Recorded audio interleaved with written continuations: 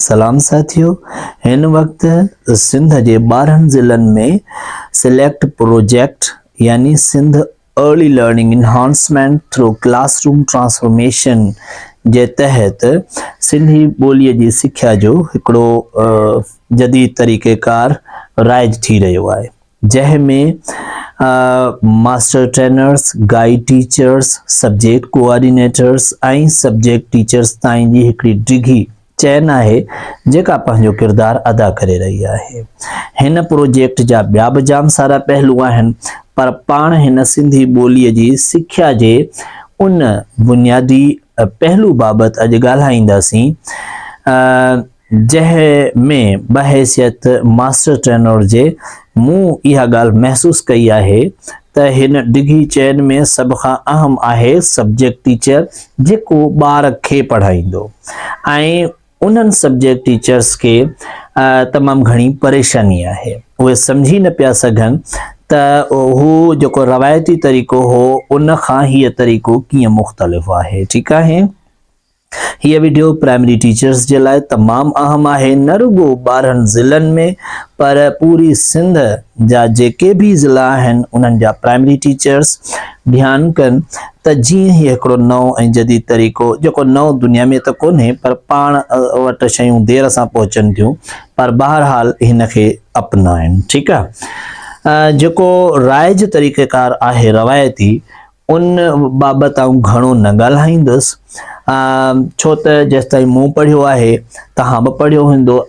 पहिरें ॾींहुं असांखे अलफ़ ॿे जो 52 निशानियूं शुरू कयूं थियूं वञनि ऐं पोइ जॾहिं उहे पूरियूं थियूं थियनि त पोइ वरी उन्हनि खे उन्हनि जूं ज़बरूं, ज़ेरूं ऐं पेशूं ऐं तंहिंखां पोइ वरी कक पटी ते ईंदा आहियूं ऐं उन खां पोइ वरी खट पग वारो सबक़ पढ़ंदा आहियूं। ईअं असीं अॻिते वधंदा आहियूं, पर असां इहो बि ॾिठो आहे त अक्सर असांजा ॿार कक पटी मां कक थी वेंदा आहिनि, हू फासी पवंदा आहिनि, उन्हनि खे शयूं सम्झ में न ईंदियूं आहिनि ऐं जाम सारा वरी उस्ताद बि अहिड़ा आहिनि जेके बुनियाद पके करण जे चक्कर में घणी देर ताईं ॿारनि खे कक पटी यादि कराईंदे गुज़ारींदा आहिनि। सो बहरहाल ईअं न करणु घुरिजे। उन ते वरी कंहिं ॿिए भेरे ॻाल्हाईंदासीं, पर अॼु अचूं था मुख़्तसर हिन नए तरीक़ेकार ते जंहिं तहत अव्हां उस्ताद साथियो ॿार खे कीअं पढ़ाए सघो था। बिल्कुलु सादो ऐं आसान तरीक़ो आहे। ही असुल में आवाज़नि ते फोकस करे थो। ठीकु आहे, त जेको ॿार ज़ाहिर आहे त हाणे 3 सालनि खां अचे थो ऐं 3 सालनि जो ॿार तक़रीबन ॻाल्हाए वेंदो आहे ॿोली, उन खां पोइ 4-5 सालनि ताईं असांखे ॿारनि खे बिल्कुलु आसान नमूने सां ही फ़र्ज़ करियो अलफ़ आहे त ॿार खे सभ खां पहिरीं लिखत नाहे करणी, सिर्फ़ु उन्हनि खे ॿुधाइणो आहे। त फ़र्ज़ करियो तव्हां जॾहिं अम्मा चओ था त चओ अम्मा, मां, अम्मा, इन खे आहिस्तगी सां अलॻि अलॻि करे चओ त तव्हां कीअं अम्मा चवंदा आहियो त मां, ईअं करे उनखे सेखारियो। अच्छा, पहिरीं छा चवंदा आहियो? मां। हाणे पहिरियों जेको इन में तव्हां चवंदा आहियो उन जी शक्ल ही आहे। ठीकु आहे, इन साॻे आवाज़ सां तव्हां अबो चओ था, जीअं फ़र्ज़ कर अबो, त ईअं चओ था अंब। ठीकु आहे, अहिड़े नमूने सां अहिड़ा तव्हां ॿार खां पुछंदव त ॿिया कहिड़ा कहिड़ियूं शयूं आहिनि जेके इन आवाज़ सां शुरू थियनि थियूं। 3 सालनि जो ॿार ॿोली ॻाल्हाए थो वञे 4 सालनि ताईं 5 ताईं, त उनखे इन्हनि खां आशना हू करे सघे थो, जाम सारियूं शयूं हू ॾिसे थो। ठीकु आहे न, अंब ॾिसे थो, अखि ॾिसे थो, अन ॾिसे थो, अक ॾिसे थो ऐं अहिड़े नमूने सां ॿियूं बि जाम सारियूं शयूं उन जे आस पास हू ॾिसे थो। ॿिए ॾींहुं उनखे वरी बे जॾहिं तव्हां पढ़ाईंदव त वरी बे जेको आहे उनखे बि ईअं, ठीकु आहे न, जीअं बसर, ठीकु आहे, बे सां शुरू थो थिए, बजरी बे सां शुरू थी थिए ऐं बंदूक बे सां थी शुरू थिए, बिस्कुट बे सां थो शुरू थिए। ईअं ॿार खां पुछा कई वेंदी त बे सां छा थो शुरू थिए। ठीकु आहे न, ऐं अक्सर तव्हां नालनि मां बि शुरू थो करे सघो त कंहिंजो नालो आहे जेको ब इन सां शुरू थो थिए, ठीकु आहे, या इन सां शुरू थो थिए, त इन्हनि सां नाला बि जाम सारा शुरू थींदा आहिनि। ऐं ॿारनि खां हीअं बि पुछी सघिजे, फ़र्ज़ करियो त कंहिंजो नालो बशीर आहे या बालम आहे, त बा तुंहिंजो नालो छा आहे बालम बालम बे सां शुरू थो थिए उहो जेको आहे सो उन जी शिकिल हीअं लिखबी आहे ठीकु आहे न ॿारनि खे 52 निशानियुनि खां आगाह करणो आहे ईअं जीअं हू पंहिंजे घर भातियुनि खे सुञाणनि था ईअं जेको आहे सो हिननि शयुनि खे सुञाणनि हिननि शिकिलनि खे हू उहा हैसियत ॾियनि ठीकु आहे जी पंहिंजे दोस्तनि खे जी पंहिंजे रांदीकनि खे जी पंहिंजे आसपास जे शयुनि खे रंगनि खे इन्हनि मतिलबु जाम सारियूं शयूं हूंदियूं आहिनि कखपन इन्हनि खे सुञाणनि था ही इन्हनि खे अखर जे तौर ते न पर ई शिकिल जे तौर ते हिननि खे सुञाणनि ठीकु आहे हाणे अचूं था उन खां पोइ जॾहिं हीअ समूरियूं शयूं पढ़ी वञे 52 अखर हुन जा क्लियर थी वञनि त पोइ जेको आहे सो जॾहिं अचे थी ज़बर ज़ेर पेश ते न इहा समूरी कक पटी में तव्हां ॾिठी हूंदी ज़बर ज़ेर हूंदी आहे ठीकु आहे न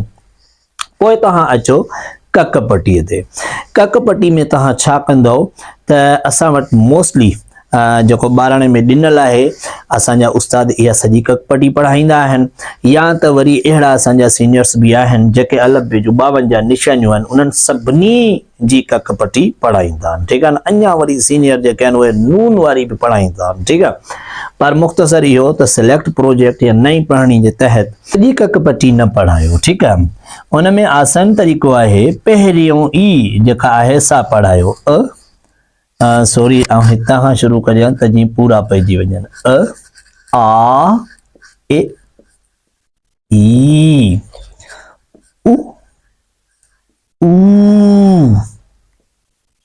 ए आए ओ आओ त हीअ जेका तरीक़ेकार आहे सिर्फ़ इहा ई पढ़ायो हिन खे सिंपली ॿार खे ॿुधायो त ही आहे ठीकु आहे आ ए ई उ ए आए ओ आओ ठीकु आहे हिजे बि न करायो सिर्फ़ तव्हां हिन खे हिकु सांचे जे तौर ते ॿार जे ज़हन में विहारियो उन खां पोइ अॻे मरहले में तव्हां ॿार खे सिर्फ़ इहो ॿुधायो त हाणे जेकॾहिं ही बे आहे त इन सां जेकॾहिं ही मिलायूं था आवाज़ त ही थी वेंदो ब सही आहे जेकॾहिं बे सां पाण ही मिलाईंदासीं त ही थी वेंदो बा जेकॾहिं बे सां ही मिलाईंदासीं त ही थी वेंदो बे साॻे नमूने सां जेकॾहिं पाण ही काफ़ आहे ही आहे काफ़ पर हिन सां जेकॾहिं अलफ़ ये ऐं ही वारो मतिलबु पाण मिलाईंदासीं त हिन मतिलबु सांचे में रखंदासीं हिन खे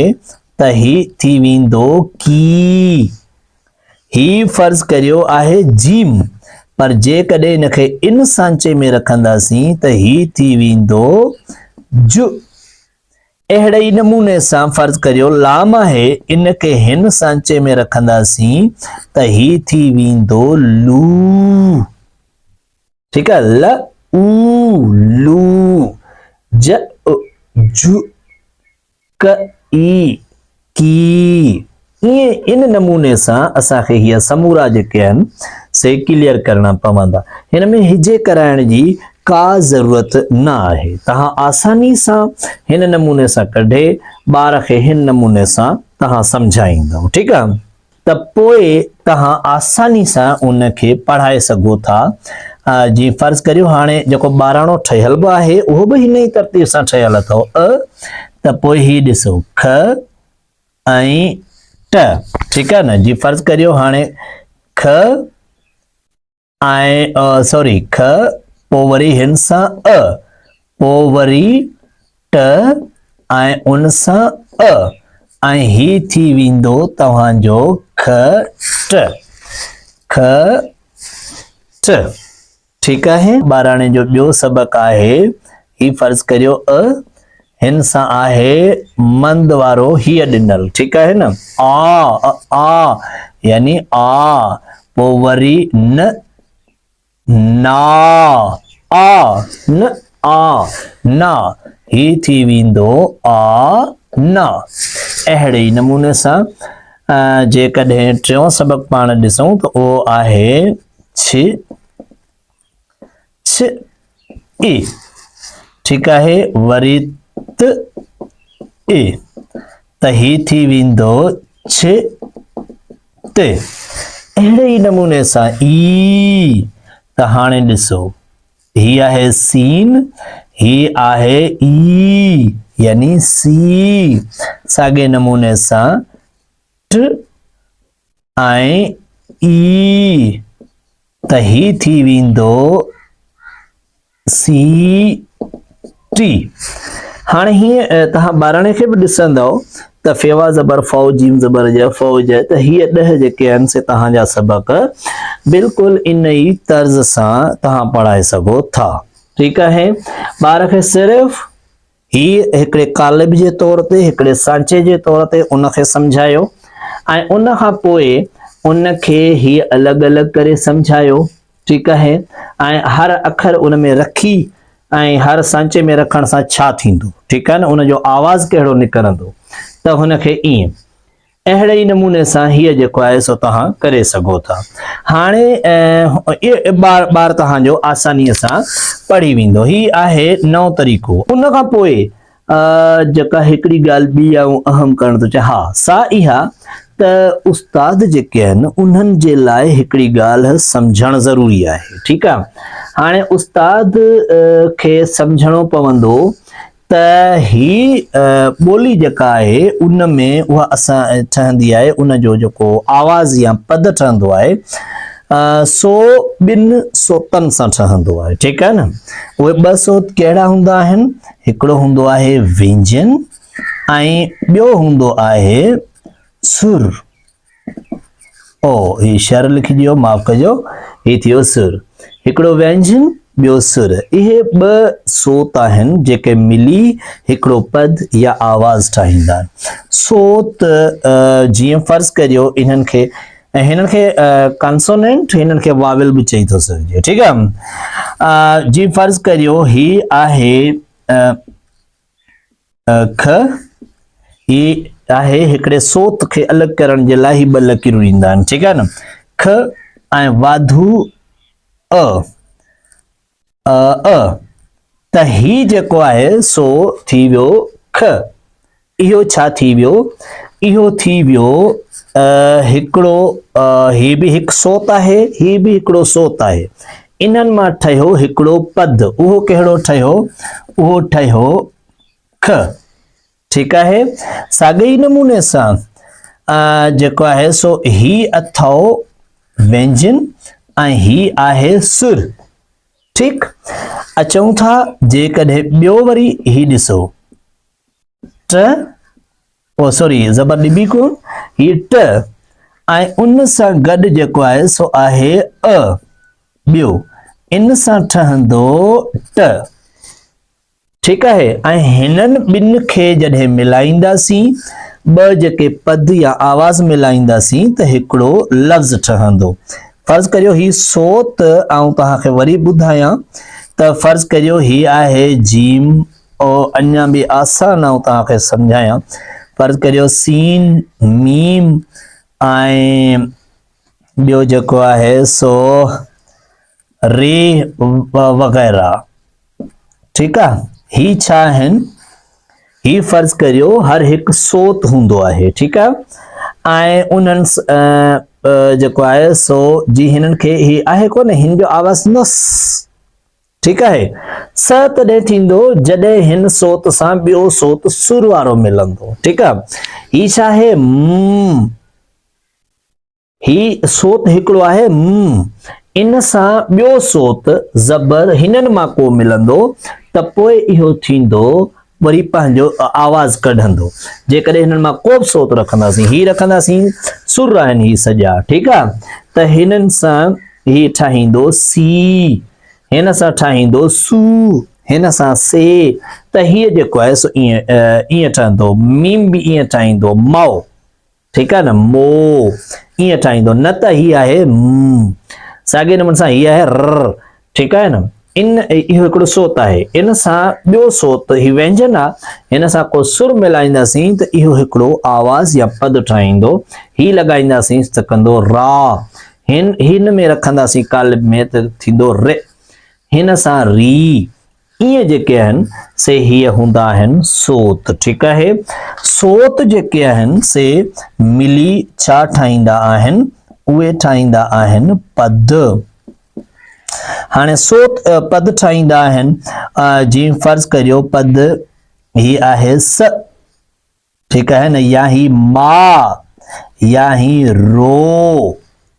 इहे जेके आहिनि से छा आहिनि, इहे अथव पद या आवाज़। ठीकु आहे, पद या आवाज़ इहे ठाहींदा अथव। ठीकु, उन्हनि खां पोइ जेको आहे सो पाण वटि ठहंदा आहिनि लफ़्ज़। ॿ या ॿिन खां वधीक पद मिली उहे लफ़्ज़ ठाहींदा आहिनि। जी ही आहे स, फर्ज़ करियो हिन सां मिलायूं था ट, सट। ठीकु आहे न, जी ही मा ठ, जी ही रो ल, रोल। त हीअ जेके आहिनि से छा आहिनि, इहे अथव वग़ैरह बि लिखूं त जीअं आसानी थिए। ही थी विया लफ़्ज़ तव्हांजा। त इहे जेके आहिनि से हिननि जो तरीक़ेकार आहे। ऐं हाणे हिते तव्हांखे ॿुधायूं त हिन में हिकिड़ो अथव, हिननि सभिनी ते ही लॻाइणो पवंदो। ठीकु आहे, पहिरीं मूं कोन लॻायो हो, लॻाया हा त वरी तव्हां जेको आहे सो मूंखां जाम सारा सवाल तव्हांजे ज़हननि में थियनि हा, क्लियरेंस खां पोइ लॻायूं था। हाणे ही सभु सोत आहिनि जिन खे मूं अलॻि अलॻि कयो आहे। ठीकु आहे, हाणे आसान तरीक़ो आहे, खट आहे, उन में आवाज़ घणा आहिनि, बेशक ॿ। कहिड़ो, हिकिड़ो ख, ॿियो ट। ठीकु आहे, आवाज़ घणा आहिनि, ॿ, ख या ट। पर हिन में सोत घणा आहिनि, इहे 4 आहिनि, हिकिड़ो ख, अ, ट, अ। इहे थी विया हिन में 4 सोत, 2 आवाज़ ठाहे ऐं हिकिड़ो लफ़्ज़ था ठाहिनि खट। ठीकु आहे न, 2 या ॿिन खां वधीक लफ़्ज़, आवाज़ या पद मिली लफ़्ज़ ठाहींदा आहिनि। जीअं वापारी, हाणे इन में 3 जेके आहिनि से आवाज़ आहिनि, वा पा री, जॾहिं त इन में 6 सोत थींदा। ठीकु आहे, त हीअ तव्हांजे लाइ हिकिड़ो आसान ऐं सवलो तरीक़ेकार आहे, जंहिंजे वसीले ॿार जेको आहे सो पढ़ी सघे थो। तव्हांखे ख़बर हुजणु घुरिजे, मूं अक्सर ॾिठो आहे प्राइमरी में असांजा ॿार सबक़ पहिरियों, खट हीअ खट आहे, इन में छा कंदा आहिनि, ॿार खे वेठा सबक़ पहिरियों हिजे कराईंदा। पुछण वारा बि जेके इम्तिहान वठण वारा उहे बि इन ते ज़ोर ॾींदा, बाबा सबक़ पहिरियों हिजे कर। बाबा ईअं न आहे, 24 नंबर सबक़ ताईं तव्हांखे हरगिज़ बि मथां वारो सबक़ यादि नाहे कराइणो। सबक़ पहिरियों ज़बानी चवे, हेठि हीअ खट आहे त उन में हीअ आहे, इहे आहिनि बसरी लफ़्ज़ जेके बार बार साम्हूं अचनि था ऐं ॿार ॾिसण सां ई सुञाणे वेंदो, हिकु न त ॿिए सबक़ में, ॿिए न त 3 में इहो सम्झी वेंदो। उन जे करे जेके नवां लफ़्ज़ आहिनि न, डिकोडेबल, उहे नवां लफ़्ज़ आहिनि। ॿार पहिरें सबक़ में यादि रखो त हीअ थो सिखे, ठीकु आहे न, खट, ॿिए में हीअ थो सिखे, 3 में हीअ।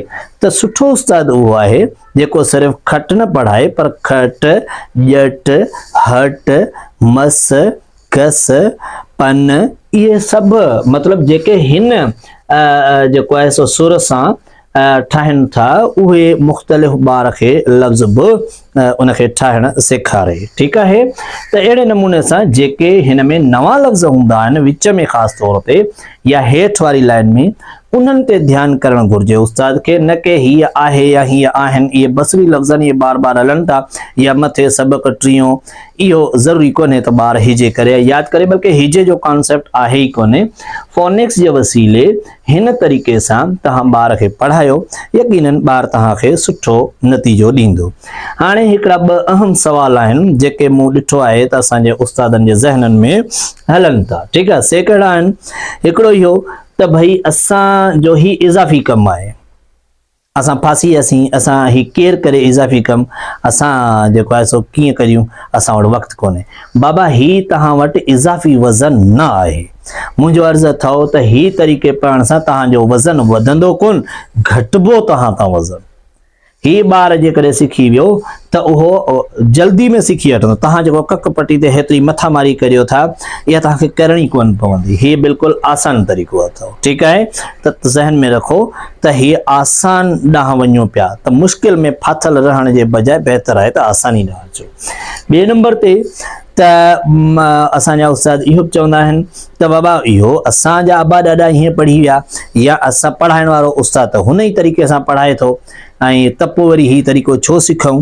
त बाबा जेके तालीमी माहिर आहिनि उन्हनि इहो साबित कयो आहे मुख़्तलिफ़ तजुर्बनि ऐं मुशाहिदनि जे वसीले त बनिस्बत हुन रवायती तरीक़े जे हीअ जदीद तरीक़ो आवाज़नि वारो तरीक़ो इहो ॿार आसानी सां कैच कनि था, आसानी सां सिखनि था, तकिड़ो सिखनि था। उनजे करे बराई महिरबानी रवायती न थियो, उस्ताद आहियो त नयूं शयूं सिखो, जिदत ॾांहुं अचो ऐं ॿारनि जे लाइ बि आसानी पैदा करियो। सो दोस्तो हीअ मूं कुझु तव्हां सां शेयरिंग कई आहे। हिन वीडियो बाबति जेकॾहिं अञा बि के सवाल वग़ैरह हुजनि त मुंहिंजे हिन व्हाट्सएप नंबर ते तव्हां मूंखे मैसेज करे सघो था। तव्हांजी महिरबानी।